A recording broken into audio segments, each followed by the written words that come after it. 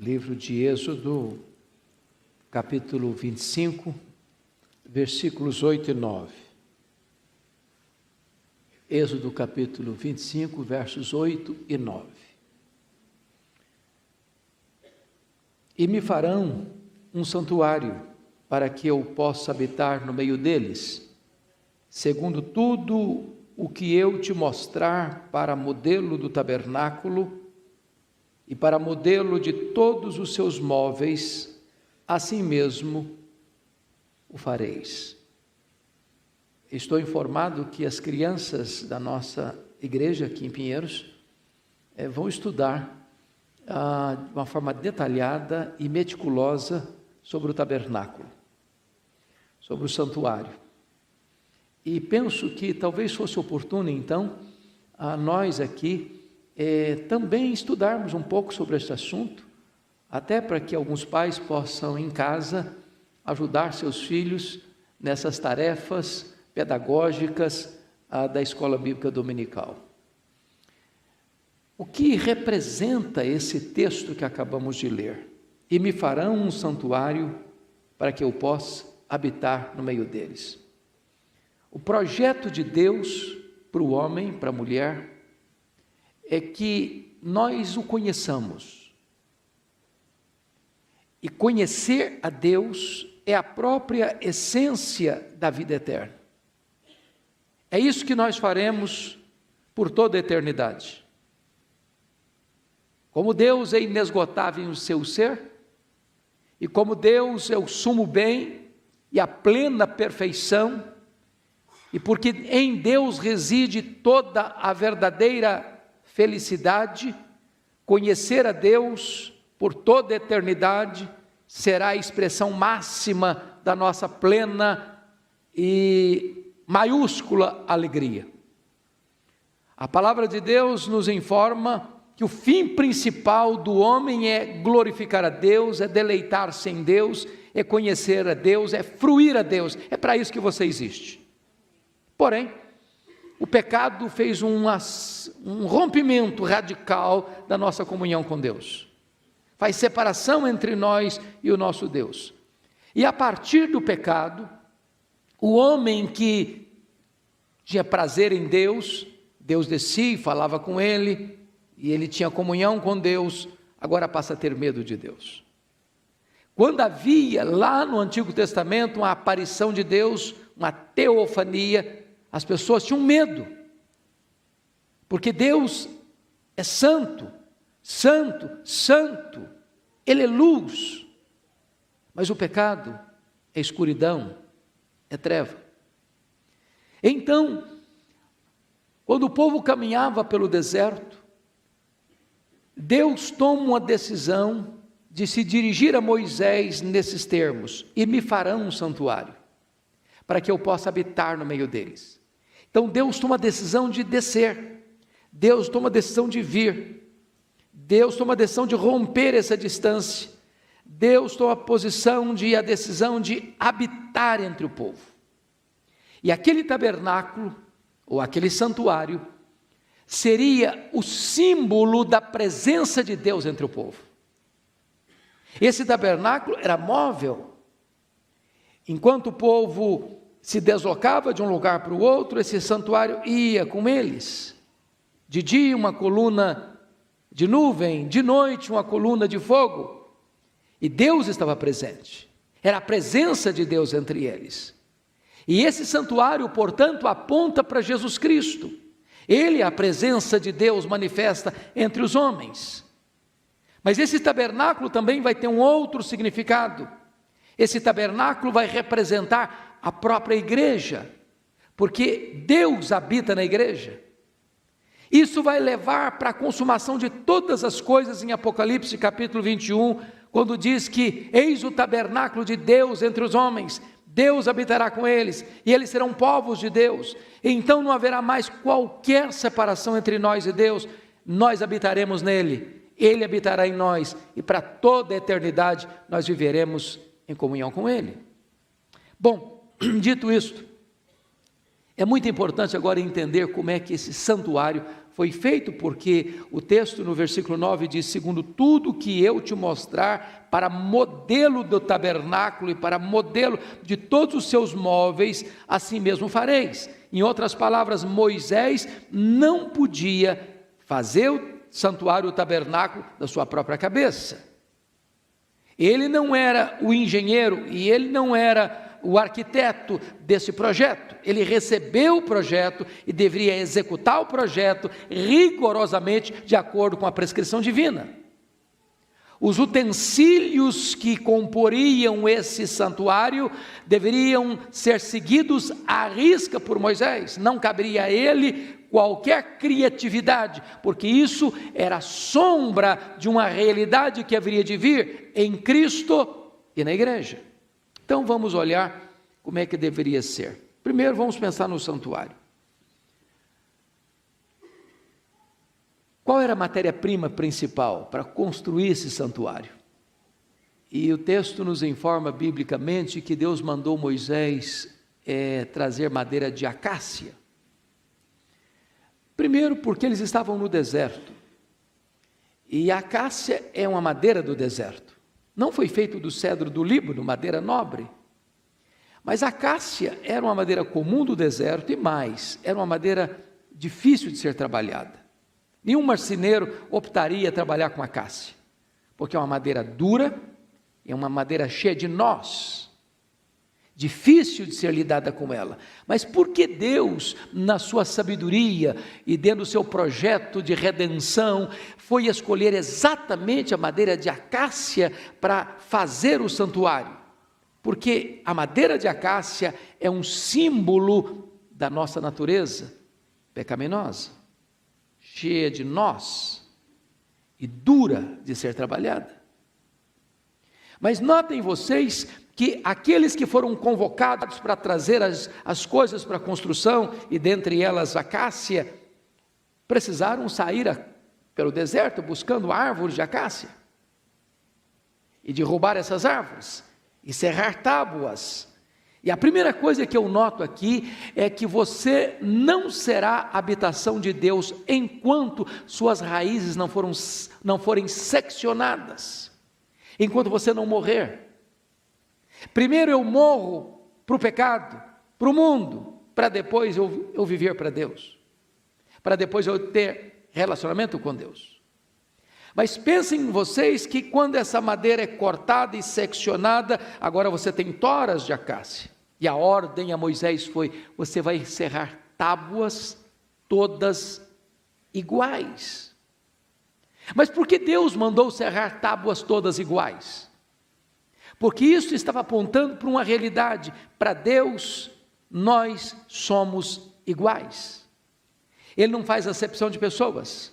Não tem rico, não tem pobre, não tem doutor, não tem analfabeto, não tem grande, não tem pequeno, não tem homem, não tem mulher, não tem livre, não tem escravo. Todos nós, para Ele, somos iguais. Mas quando Deus mandou Moisés serrar tábuas iguais, Deus mandou fazer mais uma coisa. Deus mandou Moisés fazer uma espécie de engate em cada tábua. As tábuas não deveriam ser colocadas apenas uma ao lado da outra. E vocês que conhecem um pouquinho de construção civil, sabem que se você serra uma madeira, você corta uma árvore, serra as tábuas, elas estão verdes, e você junta todas elas coladas umas na outra, com o tempo vai acontecer o quê? A madeira vai murchar e vai ter fendas. Vai ter lugares onde insetos podem por ali penetrar. O que Deus mandou Moisés fazer? Engastes nessas tábuas. Sabe o que significa isso?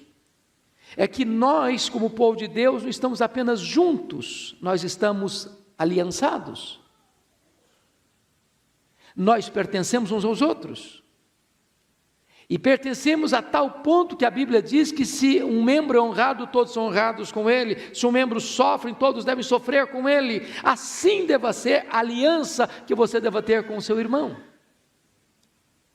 Mas na hora que as tábuas estavam cerradas, na hora que as tábuas já estavam com esses engastes, Deus chega para Moisés e diz: Moisés, você vai levantar essas tábuas, e as tábuas não vão ser colocadas na horizontal, as tábuas vão ser colocadas todas na vertical. Por que isso? Porque isso é um símbolo. O santuário não só simboliza Jesus, mas simboliza também a igreja. Deus não quer a igreja deitada em berço esplêndido. Deus quer a igreja numa posição de pé, de ação. Mas quando Moisés vai levantar essas tábuas, todas elas de pé, na posição vertical, Deus diz para Moisés: você precisa agora construir uma base de prata. Mas por que não deveria ser essas tábuas colocadas sobre a areia do deserto? Porque o deserto é um símbolo do mundo, e prata é um símbolo de redenção. Se você for olhar na descrição, foram mais de 1 tonelada de ouro e mais de 2 toneladas de prata que foram trazidas para a construção do santuário. O que significa isso? Significa que você é a habitação de Deus, mas você mora no mundo, você está no mundo, você não foi tirado geograficamente do mundo, mas você está construído sobre bases de prata. Em outras palavras, você está no mundo, mas não é do mundo, porque você foi redimido do mundo por um preço, pois prata fala desse preço da redenção. Então preste bem atenção nisso. Entre você e o mundo tem a cruz de Cristo. Você não é do mundo, você não pertence ao mundo, você foi resgatado do mundo, você está no mundo, mas o mundo não está em você. Você está no deserto, mas você está em cima de uma base de prata. Quando Deus mandou Moisés levantar essas tábuas sobre bases de prata, agora Deus chega para Moisés e diz: agora você vai cobrir todas estas tábuas de ouro. De tal maneira que quem olha de fora e vê o santuário, ele não vê mais madeira de acácia, ele vê ouro. E o que significa isso? Significa que nós estamos numa nossa natureza pecaminosa, somos pecadores, mas Deus nos justificou e nos cobriu com a justiça de Cristo, de tal forma que quando Deus olha para você e para mim, Ele não vê madeira de acácia, Ele não vê a nossa natureza pecaminosa, Ele vê a justiça de Cristo nos cobrindo, porque ouro fala da glória de Deus. Irmãos, preste atenção que esse santuário é muito mais do que um rico e belo mobiliário que era carregado pelo deserto. Deus estava mostrando em sombra aquilo que haveria de ser a realidade. Deus nos olha pela perspectiva da obra da redenção, porque você foi coberto com a justiça de Cristo, você foi justificado, a justiça daquele que é justo foi atribuída a você, e quando Deus olha para você, Ele vê a justiça de Cristo na sua vida. Pois bem, agora preste atenção, que esse santuário vai ser levantado, e ele tem 3 departamentos. Ele tem o pátio, que é externo, onde as pessoas chegam. Depois do pátio, ele tem uma outra parte interna que se chama de lugar santo, e depois tinha uma cortina que levava para o último local desse santuário, que era o lugar santíssimo ou o santo dos santos. Então vamos acompanhar o raciocínio, porque tudo isso é sombra de uma gloriosa realidade. O que ficava, e notem vocês, que se o santuário era o símbolo da presença de Deus, e me farão um santuário porque eu possa habitar no meio deles, e esse santuário aponta para Cristo, todas as tribos armavam as suas tendas ao redor do santuário, porque Deus habita conosco, e Deus habita em nós. Nós devemos viver ao redor da presença de Deus. Deus precisa ser o centro da nossa vida, Cristo precisa ser o centro da nossa vida, é isso que significa. Mas quais são os utensílios do pátio? Haviam 2 utensílios. O primeiro deles era o altar de bronze, onde os sacrifícios eram feitos e queimados. O que isso significa? O altar de bronze fala do juízo de Deus. onde o pecado foi expiado. O altar de bronze aponta para a cruz, onde o sacrifício perfeito foi executado, foi realizado. Em outras palavras, você não pode entrar no santuário para adorar a Deus sem primeiro você passar pela cruz. Sem remissão, sem derramamento de sangue, não tem remissão de pecados. O santuário vai mostrar para nós que não existe religião humanista, não existe religião das obras, não existe religião dos feitos humanos. Ou você passa pela cruz, ou você passa por debaixo do sangue, ou você passa pela redenção de Cristo, ou você não pode conhecer a intimidade de Deus, nem adorar a Deus. Mas ali no pátio, no lugar externo, depois que alguém passava pelo altar de bronze, havia em seguida uma bacia de bronze, com água. E depois que a pessoa adorava ali no altar de bronze, fazia o seu sacrifício, o sacerdote precisava lavar-se na bacia de bronze, onde tinha água, para depois então entrar para o santuário para adoração. E o que significa isso? Significa que você foi redimido, mas você continua sendo pecador, e você precisa constantemente ser purificado e lavado.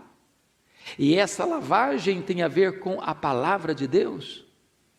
Porque você, ao ler a palavra, você passa por esse lavar da palavra de Deus. É por isso que você vem à igreja domingo após domingo. Você vem e você escuta, e você é tocado, e você é convencido do seu pecado, e você é transformado pelo poder do Espírito Santo, e você vai sendo transformado constantemente, e você precisa de confessar o seu pecado constantemente, você precisa ser lavado constantemente, você precisa ser purificado constantemente, você precisa passar por essa bacia constantemente. Pois bem, depois que então o sacerdote fazia o sacrifício no altar de bronze, se lavava na bacia de bronze com água, agora ele entrava dentro do santuário. Ali naquele santuário tem 3 peças, 3 mobílias. Do lado esquerdo ficava a mesa com os pães da proposição, ou os pães da presença. Eram 12 pães, que eram trocados todo sábado. E esses pães apontavam para quem? Para Jesus. Quem é Jesus? Ele é o pão da vida. Quando você entra na casa de Deus, na presença de Deus, você precisa se alimentar do pão vivo que desceu do céu. É por isso que você e eu viemos à igreja. Nós não viemos porque aqui é um lugar bonito, porque aqui tem cadeiras confortáveis, porque aqui tem boa música, porque aqui tem pregadores, porque aqui tem amigos. Você veio para cá para se encontrar com Deus. E você veio para cá para se alimentar de Cristo. Ele é o seu alimento. Mas se do lado esquerdo ficava a mesa com os pães da proposição, do lado direito ficava o candelabro. O candelabro eram aquelas hastes, feito de ouro puro, onde tinha azeite, e onde havia luz, porque também o candelabro aponta para Jesus, ele é a luz do mundo. Mas o candelabro aponta para a igreja. Jesus Cristo disse: vós sois a luz do mundo. E eu acho maravilhoso isso, porque Jesus Cristo, das figuras muitas que usou sobre ele mesmo, eu sou o pão da vida, eu sou a luz do mundo, eu sou a porta, eu sou o bom pastor, eu sou a ressurreição e a vida, eu sou o caminho, a verdade e a vida, eu sou a videira verdadeira. Uma delas ele partilhou com a igreja. Ele diz: eu sou a luz do mundo. E ele disse: vós sois a luz do mundo. Mas você já parou para perceber uma coisa?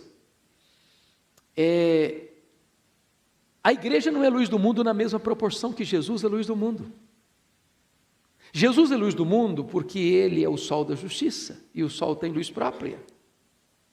Ele é a verdadeira luz que vinda ao mundo ilumina todo homem. Mas se você pegar a lua, por exemplo, a lua brilha, mas a lua não tem luz própria. A lua só brilha na medida em que ela reflete a luz do sol. A igreja não tem luz própria. A igreja só é luz do mundo na medida em que ela reflete no mundo a luz de Cristo. Então, naquelas hastes, tinha uma espécie de pavio de estopa, mas tinha o azeite. E eu que fui criado na região rural antes da luz elétrica, até os 12 anos, se você botar uma lamparina só com um pavio de estopa e botar fogo, você produz carvão, fumaça. O que alimenta a chama não é o pavio de estopa. O que alimenta a chama é o azeite. É o azeite que queima. Ele traz luz. Então, por favor, nunca pense que você é o azeite, você é o pavio de estopa. Se você for querer brilhar por você mesmo, você gera fumaça e carvão. Nós não temos luz própria. É por isso que o candelabro aponta primeiro para Cristo, e é por isso que o candelabro mostra que para ter luz é preciso ter azeite. E o azeite é um símbolo do Espírito Santo de Deus. E depois que você se alimenta de Cristo, então você se torna de fato luz do mundo. Agora tem a última peça no lugar santo. Ficava lá na beirada da cortina do Santo dos Santos, que era o altar de incenso. Altar de incenso. Preste atenção nisso, que o altar de incenso aponta também para Cristo, porque Ele é o nosso sumo sacerdote que nos leva à presença de Deus, Ele é o nosso intercessor junto a Deus, e incenso fala de oração, mas também aponta para a igreja, porque a Bíblia diz lá em Apocalipse que as orações que sobem do altar são levadas ao trono de Deus, porque a oração conecta o altar da terra com o trono do céu, o altar conecta a fraqueza humana com a onipotência divina, e é depois que você se alimenta de Cristo, que você é luz do mundo, é que você tem uma vida plena de oração.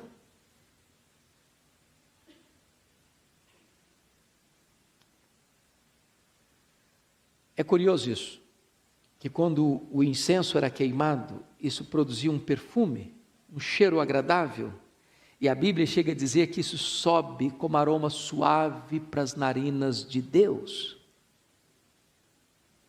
Mas sabe qual era um dos componentes mais importantes para se fazer esse incenso? Dentre os muitos produtos, o sal. E o sal é um símbolo nosso. É que um dos principais ingredientes para a oração que agrada a Deus é a nossa própria vida. Então vamos ao último ambiente deste santuário.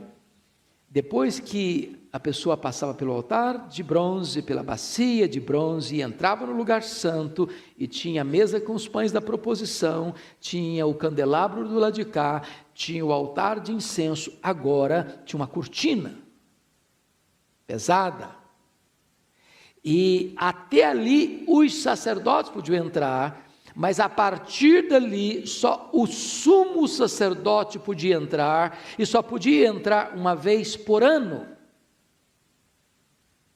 com sacrifícios, com sangue lá do altar de bronze,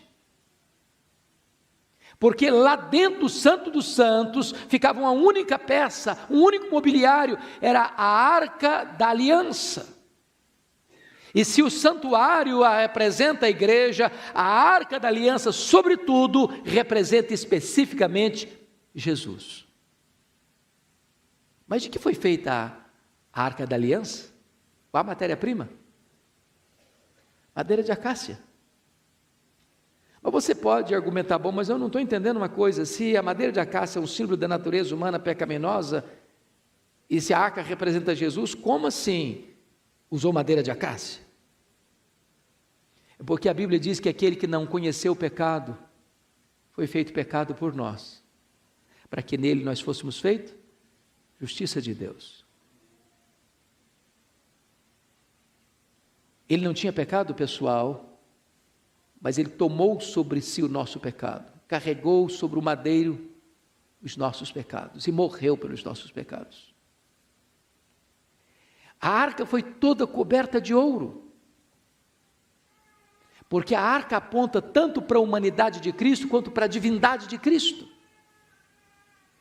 E a tampa da arca foi toda feita de ouro, sem madeira de acácia. Por quê? Porque essa tampa, chamada de propiciatório, mostrando para nós que a redenção nossa é uma obra exclusiva de Deus. E ali ficavam os 2 querubins de ouro. E preste atenção, irmãos, que foram gastos mais de 1 tonelada de ouro nesse trabalho do santuário. E esses querubins, é ali que a Shekinah de Deus aparecia, uma vez por ano, quando era feito o sacrifício, porque eles apontam para a exaltação e glorificação de Deus. Quando o nosso pecado é expiado, quando a nossa redenção é consumada, então isso traz glória para o nome de Deus. A Bíblia chega a dizer que há festa diante dos anjos de Deus no céu por um pecador que se arrepende. Mas dentro dessa arca tinha 3 objetos. O que tinha dentro da arca? Primeiro, tinha as tábuas da lei. Segundo, tinha um vaso com maná. Terceiro, tinha a vara de Arão que floresceu. Todos esses 3 objetos apontavam para quem? Para Jesus. Ele é a verdadeira palavra de Deus. Ele é o Logos. Ele é o Verbo. Ele é a palavra. Ele é a palavra viva de Deus. Mas ele é o vaso com maná, porque aquele maná era apenas um símbolo. Aquilo apontava para uma realidade. Os pais comeram maná no deserto e morreram. Mas aquele que se alimenta não do símbolo, mas do simbolizado, não da sombra, mas da essência, nunca morrerá eternamente. Jesus é o verdadeiro pão que desceu do céu. Mas e a vara seca de Arão que floresceu? Isso é um símbolo de Cristo. Na cruz, ele morreu. E ao morrer, ele foi sepultado. A vara seca secou mesmo. Mas no terceiro dia, esta vara seca produziu muitas amêndoas maduras. Sabe o que significa isso, irmãos? Louvado seja Deus. Está escrito em João 3,16, porque Deus amou o mundo de tal maneira que deu o seu Filho unigênito. Quando ele veio ao mundo, ele veio como Filho unigênito. Sabe o que significa unigênito? Único. Mas diz Hebreus capítulo 1, quando ele retorna ao céu, depois da sua obra da redenção, da sua morte, da sua ressurreição, ele não vai ser recebido no céu como filho unigênito, mas vai ser recebido no céu como filho primogênito. E o que é primogênito? Primeiro de muitos. Sabe por quê? Porque a vara seca floresceu, e agora ele retornando ao céu, muitos outros filhos de Deus vão ser recebidos. A vara floresceu e produziu muitas amêndoas, e você é um broto deste ramo, você é um broto desta videira verdadeira, você agora também é filho de Deus, você que crê no Senhor Jesus Cristo. Amados irmãos, digo então que tudo isso está apontando para uma realidade. Essa realidade chegou quando João 1,14 disse assim: e o Verbo se fez carne e habitou entre nós. Não em símbolo mais, mas em essência. Ele é da mesma essência de Deus, coigual, coeterno, consubstancial com o Pai. Mas ele veio, morreu, ressuscitou, voltou para o céu, mas disse para os seus discípulos: convém que eu vá, para que o Consolador venha. E ele foi para o céu e fez o quê? Derramou o Espírito Santo, para ficar para sempre conosco. E sabe qual é a verdade gloriosa agora? É que o seu corpo, o meu corpo, é o santuário da morada de Deus. Mas quando a Bíblia diz: e não sabeis vós que o vosso corpo é santuário do Espírito, a palavra santuário lá não é o santuário completo total, porque tinha o pátio, tinha o lugar santo e tinha o lugar santíssimo. Quando a Bíblia diz lá que o seu corpo é o santuário do Espírito, ele está dizendo que o seu corpo é o santo dos santos, onde a glória de Deus se manifesta. Esse Deus não veio apenas morar entre nós, ele veio morar dentro de nós. Louvado seja o Senhor. E sabe como é que a coisa termina? Tudo isso apontava para algo maior ainda. Lá para o livro de Apocalipse, capítulo 21, versos 3 e 4, 2 e 3. Quando diz que Deus vai enxugar dos nossos olhos toda lágrima, porque vai ter novos céus e nova terra. Então ouviu a voz dizendo: eis o tabernáculo de Deus entre os homens. Deus mesmo estará com eles, e eles serão povos de Deus, e Deus habitará com eles. Sabe o que vai acontecer? Nós vamos para o céu, e lá no céu não tem santuário, porque a presença de Deus vai ser plena, e nós vamos habitar nele, e desfrutar da presença dele, e viver com ele, e fruir a ele, e glorificar a ele, e viver para a glória dele, e reinar com ele para sempre, e sempre, e sempre, e sempre. E me farão um santuário, para que eu possa habitar no meio deles. Tudo isso era sombra de uma realidade gloriosa, que já temos, no sentido de pequeno tiragosto. Mas nós vamos desfrutar de forma maiúscula, superlativa e absoluta e eterna, para sempre, e sempre, e sempre. Que Deus nos abençoe. Amém.